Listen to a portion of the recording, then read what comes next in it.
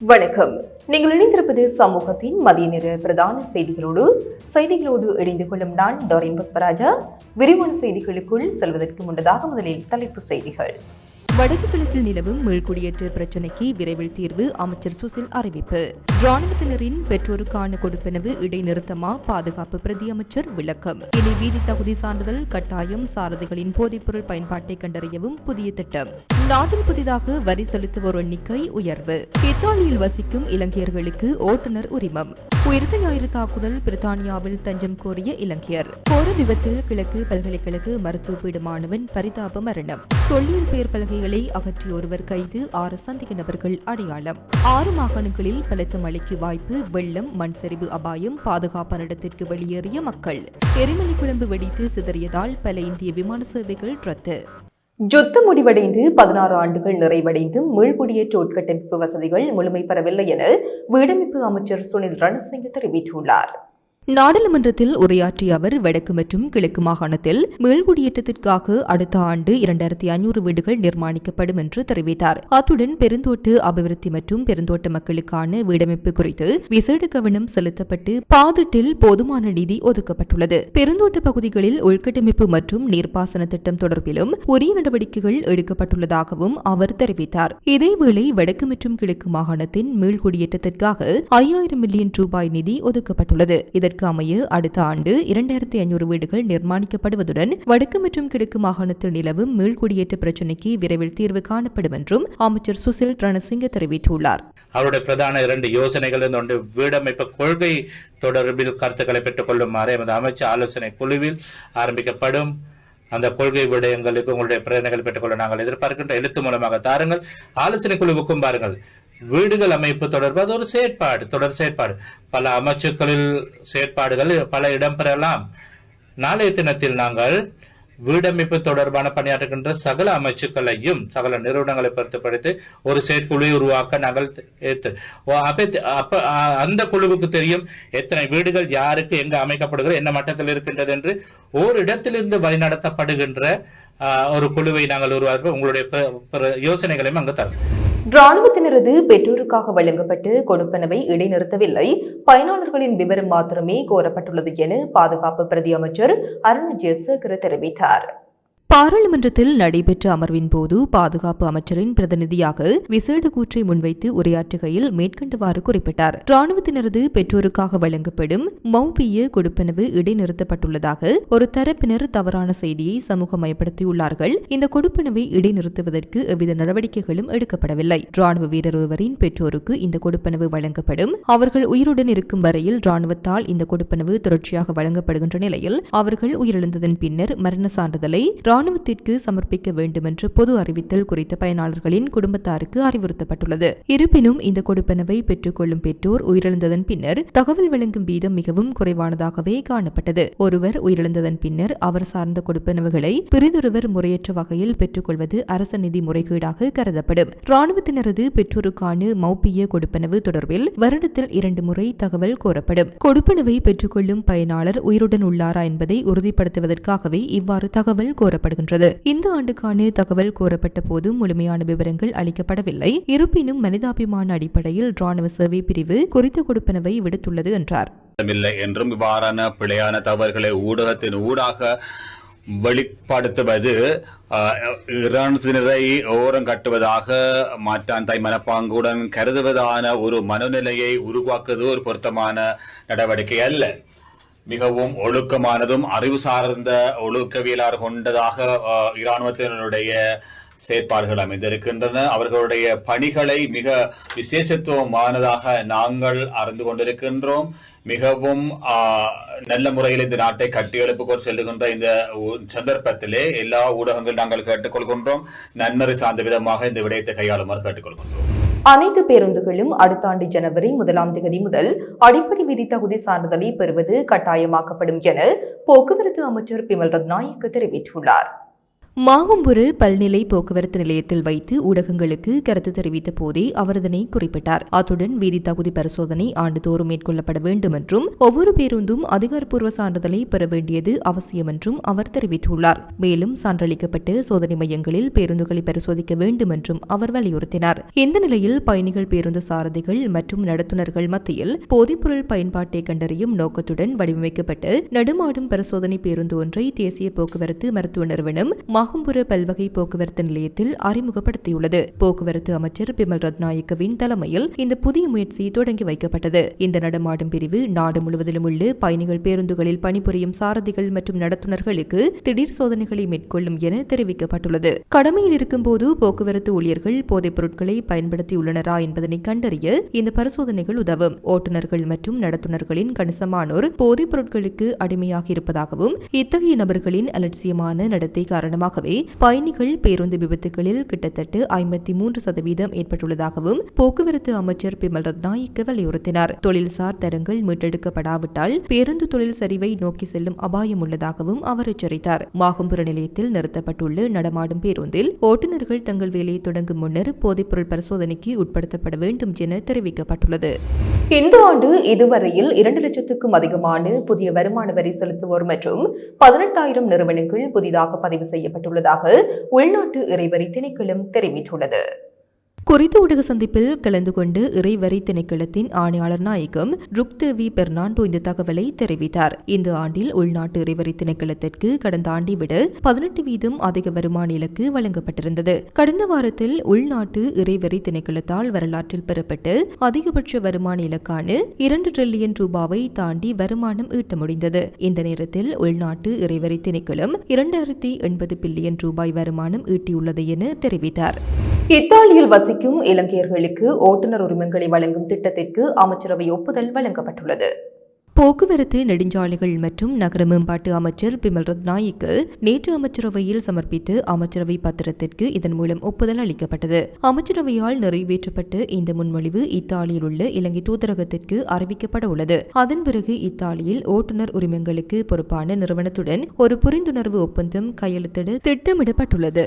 மேலும் 2 மாதங்களுக்குள் இந்த நடவடிக்கைகளை மேற்கொள்ள திட்டமிடப்பட்டுள்ளது என்று அமைச்சர் பிமல் ரத்நாயக்க தெரிவித்தார். இத்தாலியில் வசிக்கும் இலங்கையர்கள் விடுத்த கோரிக்கைகளை பரிசீலித்த பின்னரே இந்த அமைச்சரவை பத்திரம் தயாரிக்கப்பட்டதாக அமைச்சர் பிமல் ரத்நாயக்க மேலும் தெரிவித்தார். பிரதான அனுசரணை வழங்குவோர் BT கேஷ் அண்ட் கரி மற்றும் BT சூப்பர் ஸ்டோர். இப்போ உங்களுக்கு வழங்கும் ஒரு நல்ல செய்தி. BT கேஷ் அண்ட் கரியின் ஆன் பிராண்டான கல்யாணி அன்னபூரணி பிராண்டில் அன்றாட வாழ்க்கையின் எல்லா தேவைகளுக்குமான அனைத்து பொருட்களையும் ஒரே இடத்தில் ஒரே கூரையின் கீழ் பெற்றுக்கொள்ள BT கேஷ் அண்ட் கரி மற்றும் BT சூப்பர் ஸ்டோருக்கு தாமதம் வேண்டாம். இப்போதே வாருங்கள். உங்கள் குடும்பத்தின் ஒரே நம்பிக்கை BT கேஷ் அண்ட் கரி மற்றும் BT சூப்பர் ஸ்டோர், பாரிஸின் லா சப்பல். ஏப்ரல் 21 உயிர்த்த ஞாயிறு தாக்குதல் தொடர்பில் இலங்கையில் விசாரணைகளுக்கு உட்படுத்தப்பட்டு வந்த ஒருவர் பிரித்தானியாவில் தஞ்சம் கோரியுள்ளதாக தகவல்கள் வெளியாகியுள்ளன.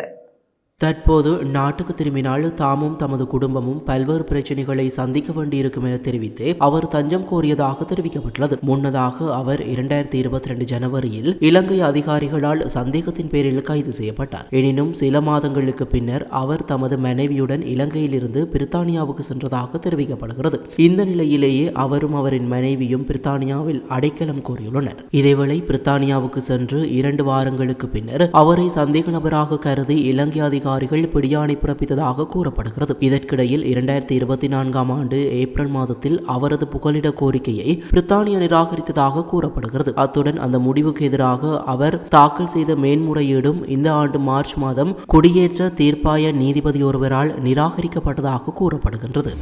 மட்டக்களப்பு வந்தார்மூழி பிரதேசத்தில் நேற்று மாலை இடம்பெற்ற மோட்டார் சைக்கிள் விபத்தில் கிழக்கு பல்கலைக்கழகத்தின் மருத்துவ பீட மாணவர் ஒருவர் சம்பவ இடத்திலேயே உயிரிழந்துள்ளார். ஒரு குழந்தையின் தந்தையான 23 வயதுடைய எம் மசூத் என்பவரை இவ்வாறு உயிரிழந்துள்ளார். இவர் மீராவோடை பிரதேசத்தை பிறப்பிடமாகவும் ஓட்டமாவடி பிரதேசத்தை வசிப்பிடமாகவும் கொண்டவர் ஆவார். மேற்படி மாணவன் கிழக்கு பல்கலைக்கழகத்தின் மட்டக்களப்பு பிள்ளையாரடி பிரதேசத்தில் உள்ள மருத்துவ பீடத்தில் இருந்து ஓட்டமாவடிக்கு மோட்டார் சைக்கிளில் சென்று கொண்டிருந்த போது எதிரே வந்த உளவு இயந்திரம் திடீரென வலது புறத்து உள்வீதிக்கு மாறிய வேளை அதனுடன் மோட்டார் சைக்கிள் மோதியுள்ளது. இதன் போது உளவு இயந்திரத்துக்கும் இழுவை பெட்டிக்கும் இடையில் மோட்டார் சைக்கிள் கீழ் சிக்கியுள்ளது. மேற்படி மாணவன் அணிந்திருந்த தலைக்கவசம் சுக்குநூறாகியதை அடுத்து தலையில் பாரிய காயம் ஏற்பட்டு இரத்தப்பெருக்கினால் சம்பவ இடத்திலேயே அவர் உயிரிழந்துள்ளார். உளவு இயந்திரத்தின் சாரதி போலீசாரினால் கைது செய்யப்பட்டுள்ளார். உளவு இயந்திரம் மற்றும் மோட்டார் சைக்கிளும் போலீசாரினால் தடுத்து வைக்கப்பட்டுள்ளன. மட்டக்களப்பு போதனா வைத்தியசாலையின் திடீர் மரண விசாரணை அதிகாரி MSM நசீர் சம்பவ இடத்தை பார்வையிட்ட பின்னர் விசாரணையை மேற்கொண்டார். சடலம் பிரேத பரிசோதனைக்காக மட்டக்களப்பு போதனா வைத்தியசாலையில் வைக்கப்பட்டுள்ளது. இந்த விபத்து சம்பவம் தொடர்பில் ஏறாவூர் போலீசார் விசாரணைகளை முன்னெடுத்துள்ளனர். மட்டக்களப்பு வாழைச்சேனை மற்றும் பட்டிப்பளை பகுதிகளில் தொழிலிடங்களை அடையாளப்படுத்தி நாட்டப்பட்டு பெயர் பலகைகள் பிரதேச சபையால் அகற்றப்பட்ட விடயம் தொடர்பில் ஒருவர் கைது செய்யப்பட்டுள்ளார். மட்டக்களப்பு கிரான் பகுதியில் வைத்து அவர் கைது செய்யப்பட்டுள்ளதாக போலீஸ் ஊடகப் பிரிவு தெரிவித்துள்ளது. இந்த சம்பவங்கள் தொடர்பில் 7 பேர் சந்தேக நபர்களாக அடையாளம் காணப்பட்டுள்ள நிலையில் அவர்களில் ஒருவரை கைது செய்யப்பட்டுள்ளார். சந்தேக நபர்களை அடையாளம் காண்பதற்காக 4 போலீஸ் குழுக்கள் அமைக்கப்பட்டுள்ளதாக தெரிவிக்கப்பட்டுள்ளது. தேடப்பட்டு வரும் சந்தேக நபர்களில் வாழைச்சேனை பிரதேச சபையின் தவிசாளரும் அடங்குவதாக போலீசார் தெரிவித்துள்ளனர். இதேவேளை சந்தேக நபர்களால் அகற்றப்பட்ட பெயர் பலகைகளும் வாழைச்சேனை போலீசாரால் மீட்கப்பட்டுள்ளதாக தெரிவிக்கப்படுகின்றது. தெற்கு அந்தமான் கடல் பகுதியை அண்மித்து உருவாகி வலுப்பெற்று வரும் குறைந்த காற்றழுத்த மண்டலம் காரணமாக இன்று முதல் எதிர்வரும் நாட்களில் மழை அதிகரிக்கும் என எதிர்பார்க்கப்படுகின்றது. இந்த நிலையில் வடக்கு, வடமத்திய, கிழக்கு, தென், ஊவா மற்றும் மேல் மாகாணங்களில் 200 மில்லிமீட்டருக்கும் அதிக அளவில் மழை பெய்யக்கூடும் என உத்தியோகபூர்வமாக அறிவிக்கப்பட்டுள்ளது. நீர்நிலைகளில் நீர்மட்டம் மிக அதிகமாக இருப்பதால் திடீர் மழையின் போது வெள்ளப்பெருக்கு ஏற்படும் அபாயம் இருப்பதாக நீர்ப்பாசன திணைக்களம் அறிவித்துள்ளது. இன்று முதல் நவம்பர் மாதம் 30ஆம் திகதி வரையான காலப்பகுதியில் வெள்ளப்பெருக்கு அபாயம் நிலவுவதால் நீர்ப்பாசன திணைக்களம் வெளியிடும் முன்கூட்டிய வெள்ள அபாய எச்சரிக்கை அறிவிப்புகளின் மீது அனைத்து நீர்த்தேக்கங்களின் தாழ்வான பகுதிகளில் வசிக்கும் மக்களும் அந்த பகுதிகள் வழியாக பயணிக்கும் மக்களும் மிகுந்த கவனம் செலுத்துமாறு அறிவுறுத்தப்பட்டுள்ளனர். மண்மேடு சரிந்து வீழ்ந்ததில் பாதிக்கப்பட்டு கொழும்பு கல்துமுள்ள பிரதான வீதியின் போக்குவரத்து தொடர்ந்தும் ஒரு வழி போக்குவரத்தாக மட்டுப்படுத்தப்பட்டுள்ளதாக தெரிவிக்கப்பட்டுள்ளது.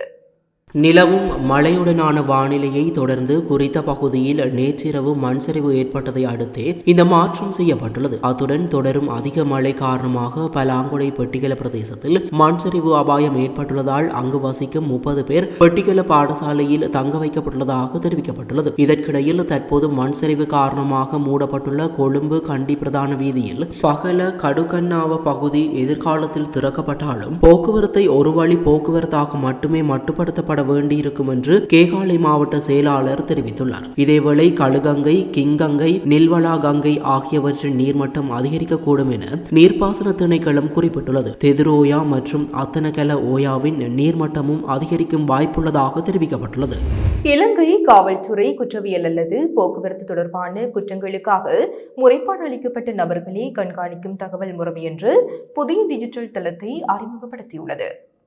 இந்த அமைப்பின் மூலம் ஒரு நபர் இதற்கு முன் ஏதேனும் குற்றத்திற்காக முறைப்பாடு செய்யப்பட்டுள்ளாரா என்பதை அதிகாரிகள் உடனடியாக பரிசோதிக்க முடியும். இந்த தகவல் முறை நாடு முழுவதும் உள்ள அனைத்து போலீஸ் நிலையங்களுக்கும் அணுகக்கூடியதாக உள்ளது. சந்தேக நபரின் விவரங்களை இதில் உள்ளிடும் போது முந்தைய முறைப்பாடுகள் எதுவும் இல்லையெனில் அவர்களை உடனடியாக விடுவிக்க இந்த முறை வழி செய்கிறது. அத்துடன் நீதிமன்ற அழைப்பாணைகளை வேண்டுமென்றே தவிர்ப்பவர்களை இது அடையாளம் காண உதவுகிறது. உதாரணமாக போக்குவரத்து விதிமீறல் தொடர்பாக பதிவு செய்யப்பட்ட ஒருவர் நீதிமன்ற உத்தரவுகளை மீறியிருந்தால் அவர் AMIS மூலம் அடையாளம் கண்டு உடனடியாக கைது செய்யலாம் என்று போலீஸ் தெரிவித்துள்ளது. கனடாவின் பிராம்டன் நகரில் இடம்பெற்ற தீ விபத்தில் 5 பேர் உயிரிழந்துள்ளதாக பில் பிராந்திய போலீசார் தெரிவித்துள்ளனர். வீட்டில் ஏற்பட்ட தீ விபத்தில் ஒரே குடும்பத்தைச் சேர்ந்த 4 பேர் மற்றும் கருவில் இருந்து குழந்தை இறந்ததாக தெரிவிக்கப்படுகின்றது. உயிரிழந்தவர்கள் இந்திய பஞ்சாபி குடும்பத்தைச் சேர்ந்தவர்கள் என்று அந்நாட்டு போலீசார் தெரிவித்துள்ளனர். இந்த சம்பவம் கடந்த வியாழக்கிழமை இடம்பெற்றுள்ளது. மெக்லஃப்லின் மற்றும் ரிமெம்பரன்ஸ் சாலைகளுக்கு அருகில் உள்ள இந்த வீட்டில் மொத்தமாக 12 பேர் வசித்ததாக போலீசார் தெரிவித்துள்ளனர். இதில் 10 பேர் பல தலைமுறை ஒரே குடும்பத்தைச் சேர்ந்தவர்கள். கீழ்த்தளத்தில் வசித்த 2 வாடகையாளர்கள் காயமின்றி உயிர் தப்பினர். தீ விபத்தில் இருந்து 4 பேர் உயிர் பிழைத்ததாகவும் 2வது மாடி ஜன்னலில் இருந்து குதித்ததால் படுகாயமடைந்ததாகவும் பீல் பிராந்திய போலீசார் தெரிவித்துள்ளனர். அவர்களில் 5 வயது சிறுவன் உட்பட 3 பேர் தற்போது ஆபத்தான நிலையில் உள்ளனர். 4வது நபர் இன்னும் மருத்துவமனையில் உயிருக்கு போராடி வருவதாக போலீசார் குறிப்பிட்டுள்ளனர். தீ விபத்தில் வீட்டில் இருந்த அனைத்தும் தனிப்பட்ட உடைமைகள், உடைகள், பாஸ்போர்ட்டுகள், காப்பீடு ஆவணங்கள் மற்றும் பிற அத்தியாவசிய ஆவணங்கள் எரிந்து நாசமானதாக விபத்தில் பாதிக்கப்பட்ட நபர் ஒருவர் தெரிவித்துள்ளார். தீ விபத்திற்கான தொடர்பிலான காரணம் இதுவரை வெளிவராத நிலையில் இச்சம்பவம் தொடர்பில் அந்நாட்டு போலீசார் மேலதிக விசாரணைகளை மேற்கொண்டு வருகின்றனர். வடக்கு எத்தியோப்பியாவில் உள்ள எரிமலை குழம்பு வெடித்து சிதறியதை அடுத்து பல விமான சேவைகள் ரத்து செய்யப்பட்டுள்ளதாக தெரிவிக்கப்படுகின்றது. வடக்கு எத்தியோப்பியாவில் நீண்ட காலமாக உறங்கும் நிலையில் இருந்த ஹெய்லி குப்பி எரிமலை 12,000 ஆண்டுகளுக்கு பின்னர் வெடித்துள்ளது. இதனால் செங்கடல் முழுவதும் தெற்காசியாவை நோக்கி ஒரு பாரிய சாம்பல் முகம் பரவியதால் இந்தியா மற்றும் மேற்கு ஆசியாவில் நேற்று விமான சேவைகளுக்கு பாதிப்பு ஏற்பட்டுள்ளன. கண்ணூரில் இருந்து அபுதாபிக்கு சென்ற விமானம் உட்பட பல விமானங்கள் திருப்பிவிடப்பட்டன. அத்துடன் விமான போக்குவரத்து அதிகாரிகள் விரிவான பாதுகாப்பு வழிகாட்டுதல்களையும் வெளியிட்டுள்ளனர். இத்துடன் சமூகத்தின் மதிய நேர பிரதான செய்திகள் நிறைவு பெறுகின்றன. தொடர்ந்தும் சமூகத்தோடு இணைந்திருங்கள். எமது RIP பேச்சுக்கு கிடைத்த மரண அறிவித்தல்கள். யாழ்ப்பாணம் கஸ்தூரியார் வீதியை பிறப்பிடமாகவும் ஓட்டுமடத்தை வதிப்பிடமாகவும் கொண்டிருந்த திருமதி யோகரத்னம் நித்யலட்சுமி அவர்கள் 23/11/2025 அன்று இறைவனடி சேர்ந்தார். யாழ்ப்பாணம் கரவெட்டியை பிறப்பிடமாகவும் கனடா ஸ்காப்ரோவை வதிப்பிடமாகவும் கொண்டிருந்த திருமதி செல்லம்மா புவனேந்திரன் அவர்கள் 22/11/2025 சனிக்கிழமை அன்று இறைவனடி சேர்ந்தார். கிளிநொச்சி வட்டக்கட்சியை பிறப்பிடமாகவும் பிரான்ஸை வதிப்பிடமாகவும் கொண்டிருந்த திருமதி தர்மரத்னம் விஜயலட்சுமி அவர்கள் 21/11/2025 வெள்ளிக்கிழமை அன்று இறைவனடி சேர்ந்தார். யாழ்ப்பாணம் கட்டப்பிராயை பிறப்பிடமாகவும் லண்டனை வதிப்பிடமாகவும் கொண்டிருந்த திரு க சிவகுருநாத பிள்ளை அவர்கள் 24/11/2025 அன்று இறைவனடி சேர்ந்தார். மேலே அறிவிக்கப்பட்ட அனைத்து மரண அறிவித்தல்களின் இறுதிக்கிரியை விவரங்களை அறிந்து கொள்ள RIPpage.com பார்வையிடுங்கள். இதற்கான லிங்க் கீழே இருக்கும் டிஸ்கிரிப்ஷனில் பார்வையிடலாம்.